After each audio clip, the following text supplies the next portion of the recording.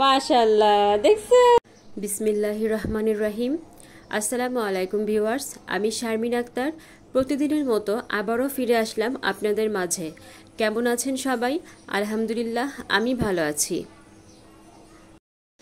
কয়েকদিন যাবৎ প্রচণ্ড গরম পড়েছে, আর এত গরমে আমাদের সবার অবস্থাই একদম নাজেহাল হয়ে গিয়েছে।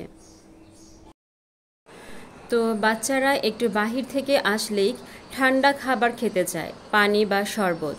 তো সব সময় তো পানি বা শরবত দেওয়া যায় না, তাই ওদের জন্য আজকে বানিয়ে ফেলেছি মালাই আইসক্রিম। তো আমি কিভাবে একদম সহজে মালাই আইসক্রিম বানিয়েছি আপনাদেরকে শেয়ার করলাম। তো মালাই আইসক্রিম তৈরি করার জন্য আমি লিকুইড দুধ নিয়েছি। আমি হাফ লিটার লিকুইড দুধ নিয়েছি। ড্যানিশটা আমি পুরোটাই দিয়ে দিব, কেননা আমি চিনি অ্যাড করব না। ড্যানিশের যে মিষ্টিটা ওইটাই হয়ে যাবে, কেননা ড্যানিশ অনেক মিষ্টি থাকে। এখন দিয়ে দিব 1 চামচ বেকিং পাউডার। ভালোভাবে মিশিয়ে নিব যাতে করে কোনো দলা না হয়। আমি যখনই কোনো কিছু বানাতে যাই, আমার ছেলে মেয়ে দুইজন আমার কানের সামনে এসে ঘ্যানার ঘ্যানার প্যানার প্যানার করতে থাকে। তাই আমি ওদেরকে যখন ঘুম পাড়াই, ঘুম পাড়ানোর পরে আমি এইসব ডেজার্ট আইটেম, আইসক্রিম এগুলো বানাই ফেলি। তো এখন আমি চুলায় দিয়ে দিয়েছি, আর চুলার আঁচটা একদম লো মিডিয়ামে রাখতে হবে, আর অনবরত নাড়তে হবে। আমি অল্প কিছু বাদাম দিয়ে দিচ্ছি, এটা আপনারা স্কিপ করতে পারেন, আমি জাস্ট মজার জন্য দিচ্ছি। আমি কাঠবাদাম দিয়েছি, আপনারা কাজু বাদাম বা চীনা বাদাম গুঁড়ো করে দিতে পারেন। আর অনবরত নাড়তে থাকতে হবে। আমার যেটা মনে হয় যে দোকান থেকে আইসক্রিম কিনে দেওয়ার চেয়ে বাসায় যদি তৈরি করে দেওয়া হয় সেটাই সবচেয়ে বেটার। তাছাড়া বাচ্চারাও ঘরের তৈরি জিনিসই বেশি পছন্দ করে, কেননা মা নিজের হাতে বানাচ্ছে।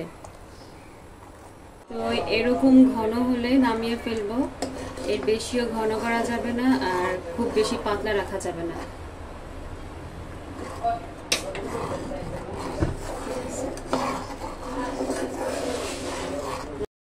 তো ভালোভাবে মেশানো হলে আমি চুলাটা বন্ধ করে দিয়েছি এবং ঠান্ডা করে নিয়েছি।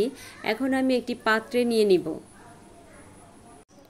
যেহেতু আইসক্রিমগুলো ফ্রিজিং করতে হয় 7 থেকে 8 ঘন্টা বা তার চেয়েও বেশি, তাই আমাকে রাত্রেই বানাতে হয়, কেননা দিনের বেলা বানাতে গেলে দেখা গেল যে আমার ছেলে মেয়ে 2 ঘন্টা 2.5 ঘন্টা পরে নামিয়ে খাওয়া শুরু করবে।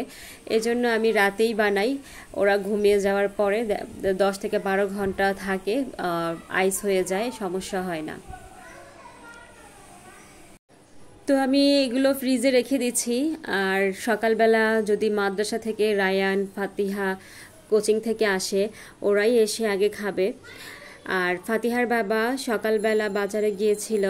আমাদের বাজার প্রতিদিন করা হয় না, আমরা সাপ্তাহিক বাজার করি।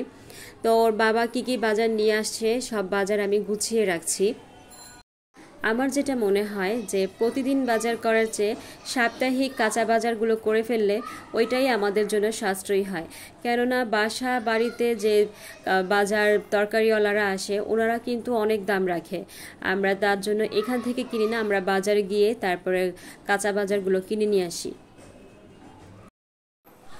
আর এখন যেহেতু গরমকাল অনেক আগেই চলে এসেছে, সবজির দাম একটু বেশি থাকে আমার যেটা মনে হয় গরমের সময়। শীতকালে প্রচুর সবজিও থাকে আর প্রচুর দাম কমও থাকে, আর গ্রীষ্মকালে অনেক সবজির দাম বেশি থাকে। তো তারপরেও সবজি খেতে হয়, আর গরমের যেসব সবজি খাওয়া উচিত আমরা সেগুলোই খাই। তাছাড়া ফাতিহার বাবার একটু কোলেস্টেরল ধরা পড়েছে, এজন্য আমাদের বেশি বেশি সবজি খেতে হবে। কাঁকরোলগুলো দেখতে খুবই সুন্দর লাগছে। কাঁকরোল কে কে খেতে পছন্দ করেন?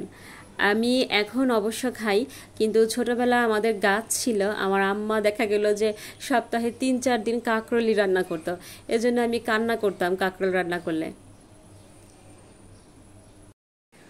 তো সাপ্তাহিক বাজারের সাথে আমাদের আজকে চাউলও নিয়ে আসছে। আমাদের চাউলটা শেষ হয়ে গেছে। আমাদের 1 থেকে 1.5 মাস যায়, প্রায় 25 কেজি চাউল।